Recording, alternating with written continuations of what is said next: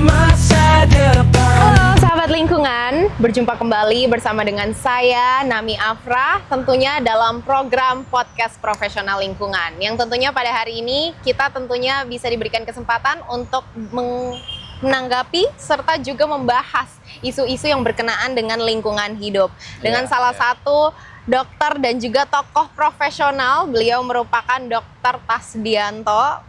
Terima kasih banyak Pak, kembali lagi kita bertemu tentunya pada hari ini. Dan di episode sebelumnya Pak, kita membahas terkait dengan HAM dan juga lingkungan, hak asasi manusia dan juga lingkungan. Nah pada kali ini kita akan semakin masuk lagi dan menggali lagi lebih dalam terkait dengan lingkungan itu sendiri. Mungkin yang pertama adalah kita mau membahas dalam lingkungan ini perlu sekali rasanya suara dan juga mungkin antusias dari masyarakat Indonesia. Terlebih lagi kita menjurus kepada generasi muda itu sendiri. Nah kira-kira nih Pak, bagaimana caranya untuk membangun kepedulian terhadap lingkungan itu sendiri Pak? Baik, ya teman-teman sahabat lingkungan ya dan Mbak Nami dari Putri Bumi ya, kita sebenarnya sudah sama-sama paham ya dan mengerti bahwa lingkungan hidup itu penting karena itu adalah jaminan ya untuk bisa kita hidup dengan baik sampai anak cucu kita nanti. Nah hanya masalahnya kan di fenomena sekarang nih sering masih kita mendengar atau bahkan menjumpai langsung ya ada kasus pencemaran dari industri ya yang mengotori sungai. Betul. Misalnya ya, atau sampah-sampah yang ada juga berserakan ya di sudut-sudut perkotaan ya. Ada limbah-limbah ya Pak ya. Ada limbah, sampah ya. Dan juga kan kita terasa panas sekarang di perkotaan karena ada pemanasan global. Itu ya, semuanya karena perilaku kita sebagai manusia secara kolektif ya. Jadi penting adalah tadi seperti yang disampaikan Mbak Nami ya, bahwa kita perlu sama-sama membangun kepedulian lingkungan. Nah kalau kita potret sebenarnya ya, masyarakat kita di Indonesia, khususnya di perkotaan ya, itu pernah dilakukan riset. Kebetulan saya juga ikut melakukan penelitian terkait dengan hal itu ya. Jadi kalau di masyarakat kota itu ya, banyak sekali ya masyarakat-masyarakat itu karena kesibukannya itu tidak memperhatikan ya, tidak memedulikan lingkungan hidup ya. Jadi kalau riset saya waktu itu saya coba bedakan 4 kategori gitu ya.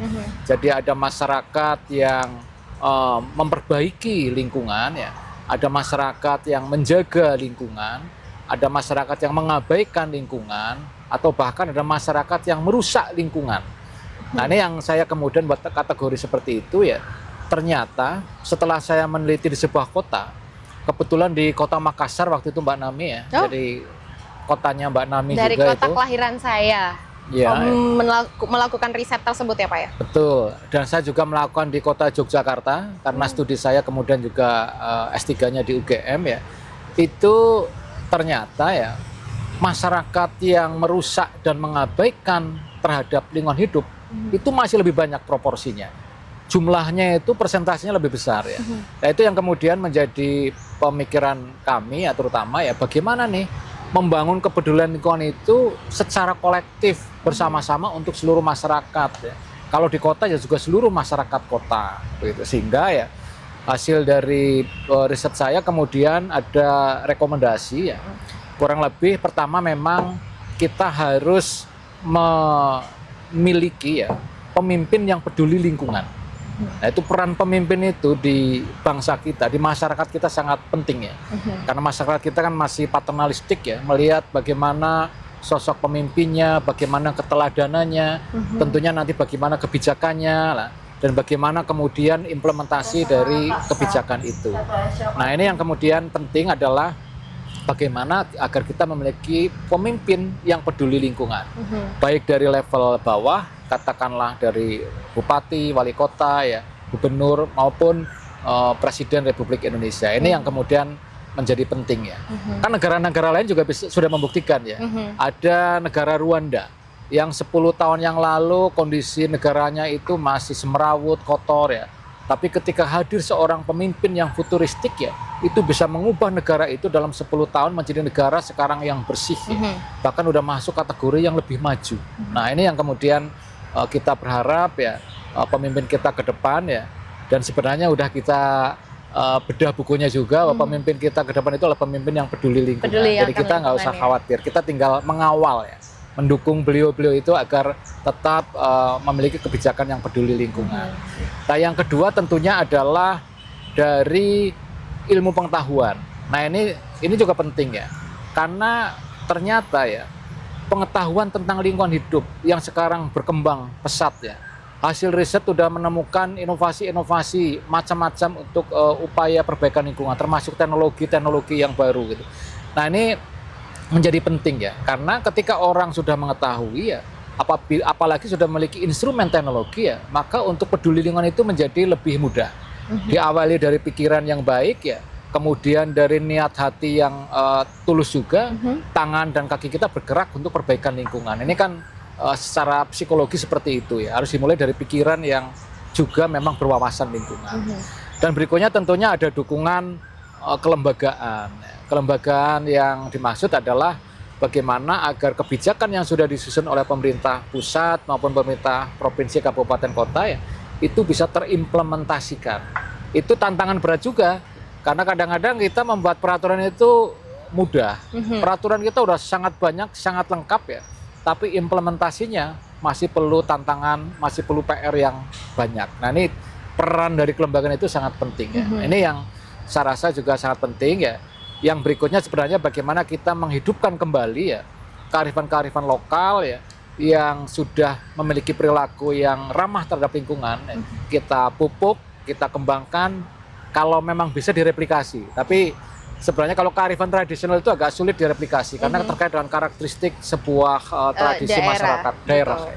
Misalnya kearifan tradisional di Bali, di sana udah banyak kearifan tradisional, ada pohon yang dilindungi dengan kain tertentu. Itu kan tidak serta-merta bisa kita replikasi ke kota lain, gitu kan ya. Betul. Tapi ada namanya kearifan rasional, Mbak Nami. Kearifan rasional. Kearifan rasional. Oh, saya baru dengar tuh. Apa itu? Iya, Pak? itu sebenarnya implementasi dari tadi pengetahuan, wawasan lingkungan yang sudah dikuasai, itu akan mendorong perilaku kita menjadi ramah lingkungan. Nah, ini sebenarnya perilaku yang kita sebut sebagai kearifan rasional. Ini bisa direplikasi. Contohnya apa? Di komunitas-komunitas masyarakat sekarang muncul ada bank sampah misalnya. Itu kan zaman dulu tidak ada bank sampah kan ya. Tapi kemudian dengan kreasi sosial, inovasi sosial itu ya bisa menciptakan yang disebut dengan entitas bank sampah. Bank sampah itu bisa direplikasi dari kota A, kota B, dari kota Yogyakarta ke kota Jakarta katakanlah. Ini sudah bisa seperti itu. Jadi ada cara-cara ya bagaimana membangun kepedulian lingkungan adalah kurang lebih seperti itu. Dimulai dari pemimpinnya, wawasan dan ilmu pengetahuan dikembangkan ya. Nanti kemudian dari kelembagaan yang mengawal regulasi peraturan yang ada, dan kita menghidupkan kembali sebagai masyarakat yang peduli lingkungan, dari masyarakat tradisional yang sudah terwarisi lah ya perilaku-perilaku tradisional yang ramah lingkungan tadi. Nah, kurang lebih seperti itu. Ya, masih banyak lagi tentunya strateginya ya. Banyak ya Pak ya, tapi ini adalah top 3-nya yang bagaimana cara untuk membangun rasa kepedulian terhadap lingkungan ya. Yang pertama tentunya pemimpin, penting sekali untuk memiliki pemimpin yang rupanya memiliki kepedulian yang juga amat sangat tinggi terhadap lingkungan. Yang kedua juga memiliki pikiran yang berwawasan akan peduli dan juga pengetahuan akan lingkungan, dan juga memiliki kelembagaan ya Pak ya. Iya, didukung oleh kelembagaan. Didukung oleh kelembagaan. Wah, luar biasa. Apalagi saya belajar kata baru ya, kearifan rasional. Ini adalah salah satu yang bisa direplikasi. Wah, keren banget ya. Nah, tapi ngomongin tentang pemimpin ya, yang pastinya pemimpin ini yang di masyarakat harus bisa memimpin generasi-generasi mudanya kita. Nah, ngomongin tentang generasi muda kita ini ya Pak Tasdia, kira-kira kenapa generasi muda yang harus diajak atau menjadi peran yang cukup vital dalam membangun lingkungan hidup yang bersih dan juga untuk meningkatkan kualitas lingkungan hidup kita? Iya, gini Mbak Nami dan sahabat lingkungan ya. Jadi Indonesia sekarang kan sedang mendapatkan bonus demografi. Bonus demografi itu usia kerja yang notabene juga adalah usia-usia muda, itu lebih banyak jumlahnya ya, ketimbang usia yang tidak produktif. Sehingga kalau tadi saya bilang tentang proporsi ya. Kalau kita membandingkan ya orang yang peduli lingkungan dalam hal ini ada memperbaiki dan juga menjaga lingkungan itu lebih banyak ya, itu akan menguntungkan ya bagi lingkungan hidup kita. Karena kan jadi main jumlah nih ya. Jadi kalau jumlah yang peduli lingkungan lebih banyak, tentunya lingkungan hidup kita teruntungkan dibanding dengan yang merusak ya atau yang mengabaikan lingkungan. Sehingga ya saya melihat ya proporsi anak muda ini ya itu harus kita ajak serta ya membangun kepedulian lingkungan. Nah itu yang kemudian menjadi penting ya generasi muda ini.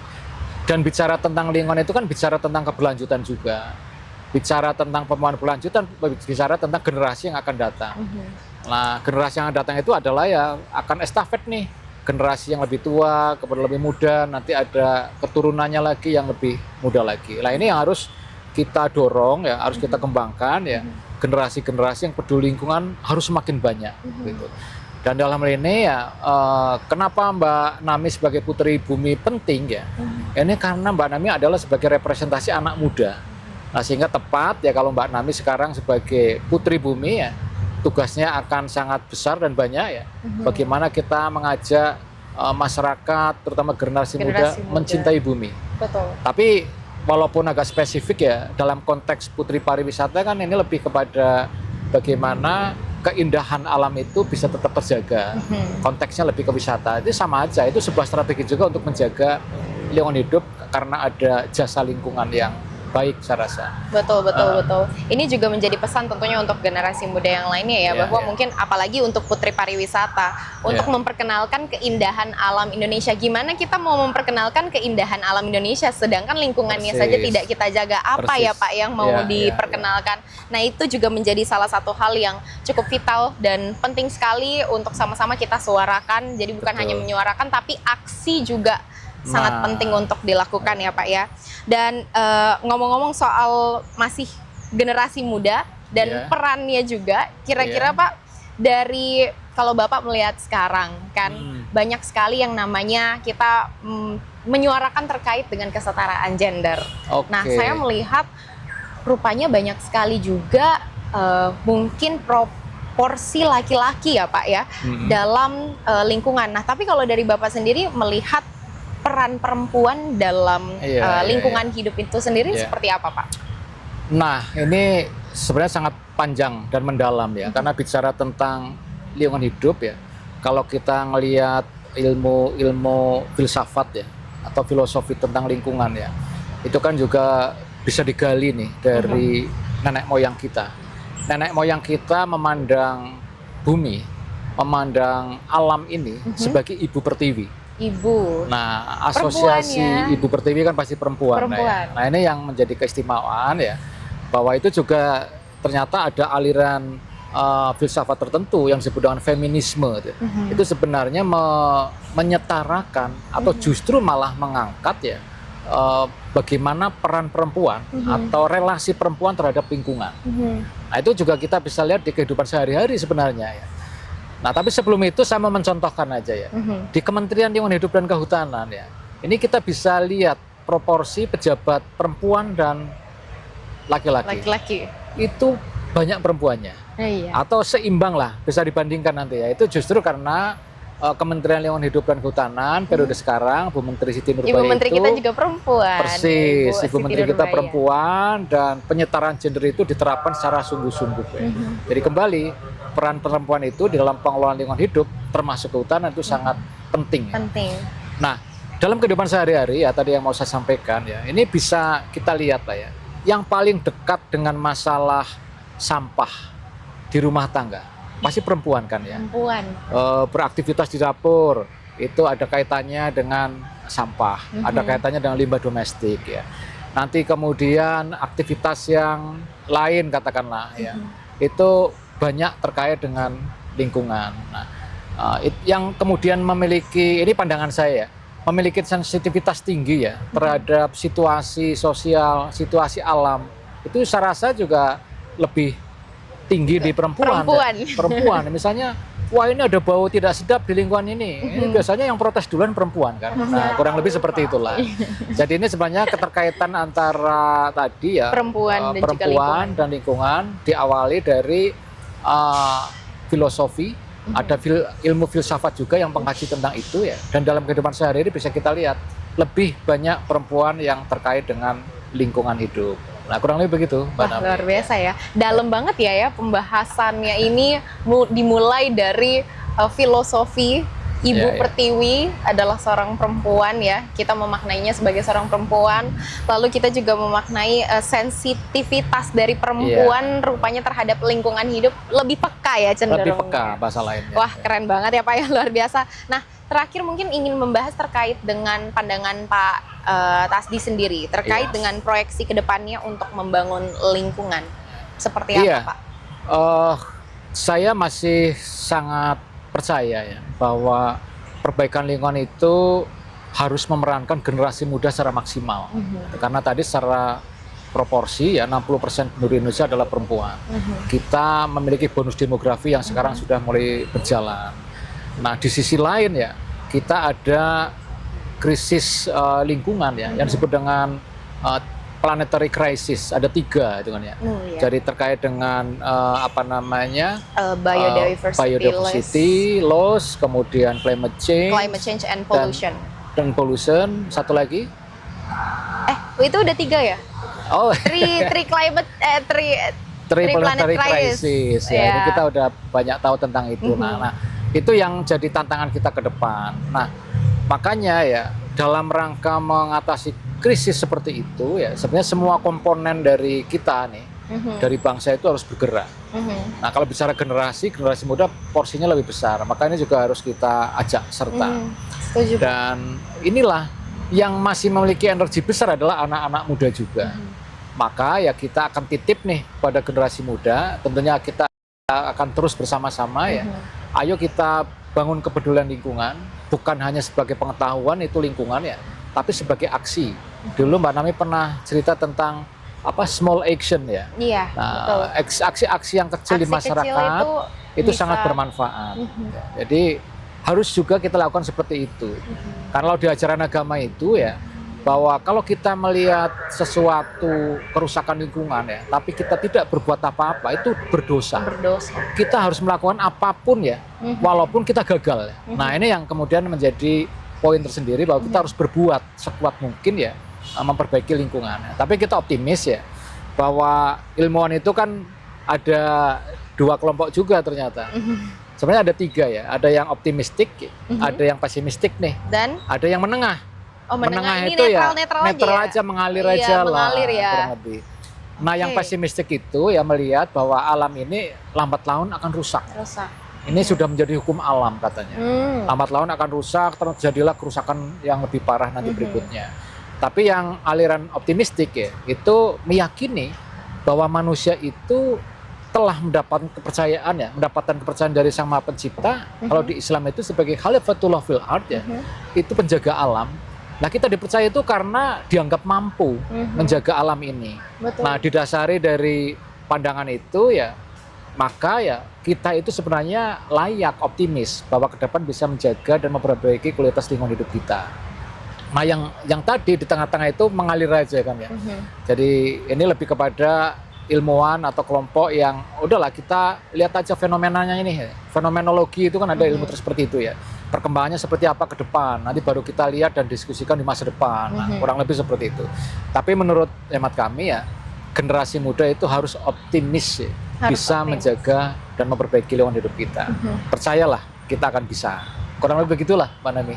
Ya. Jadi memang proyeksi ke depannya harapannya semoga generasi muda bisa turun untuk beraksi. Jadi Betul. jangan cuma menyuarakannya saja. Menyuarakan penting sekali, Iya, apalagi lewat media sosial dan juga lewat podcast kita. Ini tentunya adalah menjadi wadah untuk menyuarakannya kepada generasi-generasi muda di luar sana bahwa dibutuhkan aksi nyata dari kita-kita semua.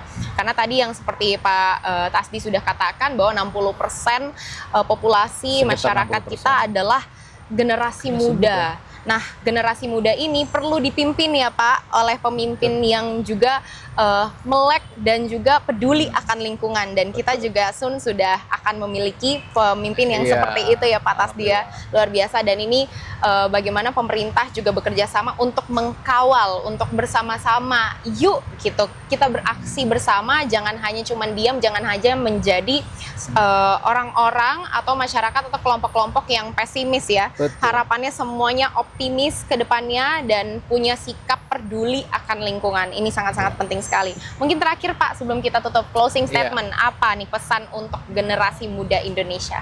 Iya, kita melihat tantangan ke depan ini sebagai peluang. Tadi ada planetary crisis. Ya, ada krisis besar ya untuk kehidupan kita ke depan, tapi di sisi lain itu akan tumbuh peluang-peluang, termasuk lapangan pekerjaan. Jadi bicara tentang iklim ya, nanti akan banyak ilmu, banyak teknologi yang dikembangkan ya untuk menjaga iklim kita tidak naik terus. Industri, transportasi, seluruh sektor ya di negara manapun akan berupaya mengendalikan iklim ini. Ini akan butuh SDM karena di sana itu ada pekerjaan-pekerjaan baru yang muncul gitu ya. Terkait dengan limbah juga demikian, terkait dengan sampah juga demikian ya. Konsep ekonomi kita juga berubah dari ekonomi yang linear ya. Jadi linear itu kan kita mengambil sumber daya alam, disebut sebagai konsep take, ngambil ya. Kemudian kita gunakan atau menggunakan. Setelah itu jadi limbah atau waste. Nah, ini ekonomi linear ya. Nah, kemudian kita sudah mulai terapkan dengan ekonomi sirkular. Bahwa limbah itu masih punya manfaat sebagai bahan produksi yang lain. Nah, itu yang kemudian juga akan menciptakan lapangan pekerjaan yang besar.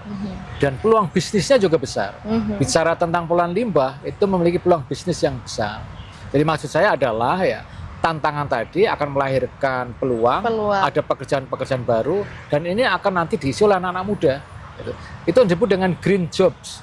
Jadi lapangan pekerjaan yang muncul karena terkait dengan upaya pengendalian lingkungan atau dampak lingkungan. Nah, ini akan muncul jutaan lapangan pekerjaan. Nah, ini saya rasa kita perlu optimis kembali ya.